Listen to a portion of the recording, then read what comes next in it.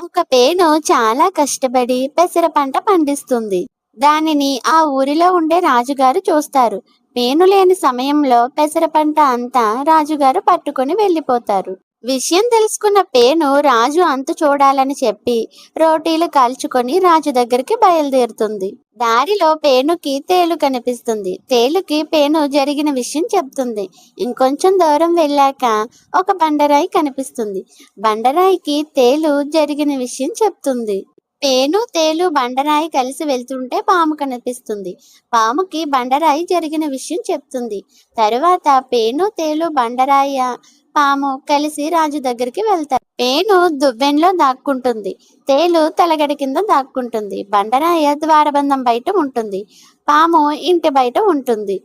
గదిలోకి రాగానే రాజు దువ్వెంతో తలదూకుంటాడు.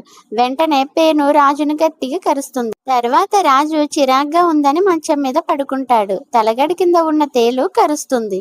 భయంతో రాజు బయటికి పరుగు తీస్తాడు. ద్వారం బయట ఉన్న బండరాయ రాజు తల మీద పడుతుంది. వెంటనే రాజు అమ్మో నొప్పి అని ఏడుస్తాడు. సరిగ్గా అప్పుడే పాము వస్తుంది. పామును చూసి రాజు భయపడతాడు. దయచేసి నన్ను ఏమీ చెయ్యొద్దు అని వేడుకుంటాడు.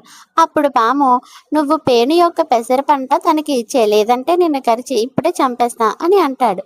వెంటనే రాజు అలా చెయ్యొద్దు, ఇప్పుడే తన పంట తనకి ఇచ్చేస్తా అని చెప్పి పేనుకి తన పంట ఇచ్చేస్తాడు.